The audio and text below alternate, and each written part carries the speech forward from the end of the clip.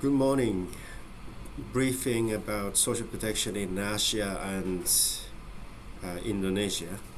Today I would like to share some updates that we had last week, and we were spending quite a lot of time planning, preparing for the implementation of the experts roundtable discussion on unemployment protection in the region in Asia. We are still in a discussion with our partners, BPJS Employment and the government of Indonesia, to host this roundtable discussion in Jakarta sometime in October. Everything is still in tentative, but we are going to invite workers, employers, and the government delegations to Jakarta, and to have comprehensive and technical experts meetings on that topic. And we hope this opportunity, this kind of event will be taken over by the national counterparts. It can be the government of Indonesia, or in the future it can be done by other governments in the region. But we would like to take this opportunity to facilitate the knowledge exchange, and also knowledge exchange among ASEAN neighboring countries, so that more and more countries could have effective unemployment protection measures in their countries. And we were trying to open the opportunities for experts who were not invited to participate in the session with their own cost. So it means we were planning to create a website. Possibly the government will create a website to allow any participants to register their interest to participate in the event online, and then they will pay their own cost, and then they will travel to Jakarta and participate in the discussion. So that's going to be a public event, and that will be the first opportunities.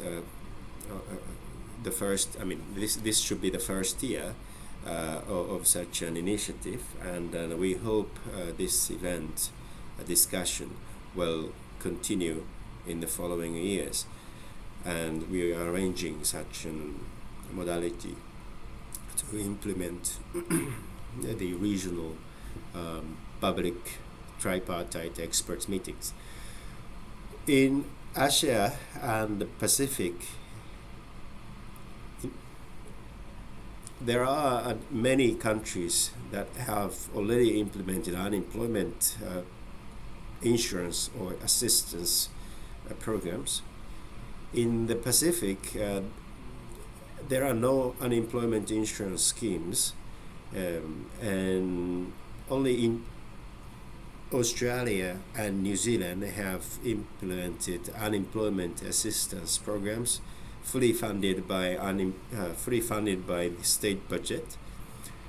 So these two countries are kind of exceptions in the regions that have implemented fully non-contributory unemployment benefit schemes. In Asia, unemployment insurance is more common, and so far there were 13 countries that have implemented unemployment insurance programs. Myanmar and Cambodia have laws and regulations to indicate they will implement the programs, but they haven't implemented the programs. The other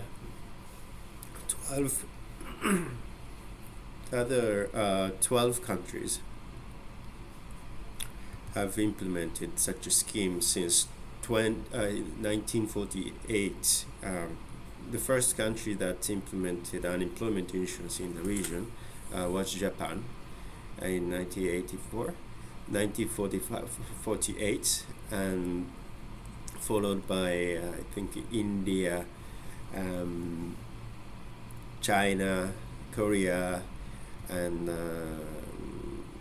Iran, Mongolia, Vietnam, Myanmar, Philippines, Thailand, and more recently Indonesia and Malaysia. And different countries have different types of schemes, different policy designs, and also the implementation structure, institutional setup, operational flows, procedures, and the administration and the supervision of national authorities are quite different from one to the others. However, some of the challenges may be quite common. For example, the linkage between unemployment benefits and ALMP measures, public employment public employment services, and the referral programs to the vocational training schemes, usually quite challenging for many countries in the region. And more recently,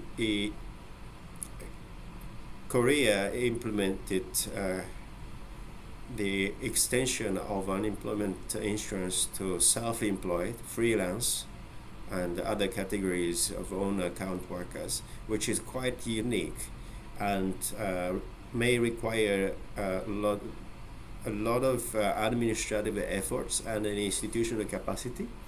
So we wanted to also have such an innovative new trends in the region too, in the conference. And the other common issues maybe on the policies.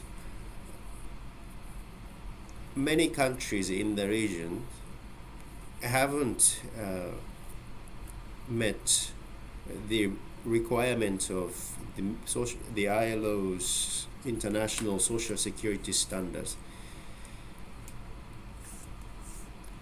There may be different reasons to not to comply with the minimum social security standard, possibly due to the results of tripartite negotiations. But the others may have different reasons, such as the staging, phasing, the step-by-step implementation of the different policy measures, and the level of government capacities may be low at the beginning of the implementation. So some countries try to gradually extend the coverage and improve the policy design. So we wanted to have such a knowledge sharing discussions by calling experts who are dealing with day-to-day operations at the policy level and the implementation level. And we also want to have workers and employers participation, because they will be the financer. They need to finance the scheme, and then they will be the beneficiaries of the scheme. So overall, we are currently planning such an event in October in Jakarta, and we will open the opportunity for self-funded participants by creating online registration form. And I hope that will be announced anytime in a month, within the month. And this will be hosted by BPJS Employment or the government of Indonesia. And the ILO will provide technical support and financial support. to the event upon approval.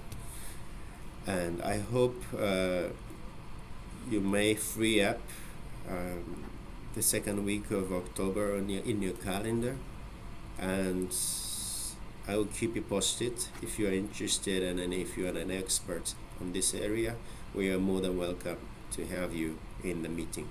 And thank you very much for listening, and see you next week.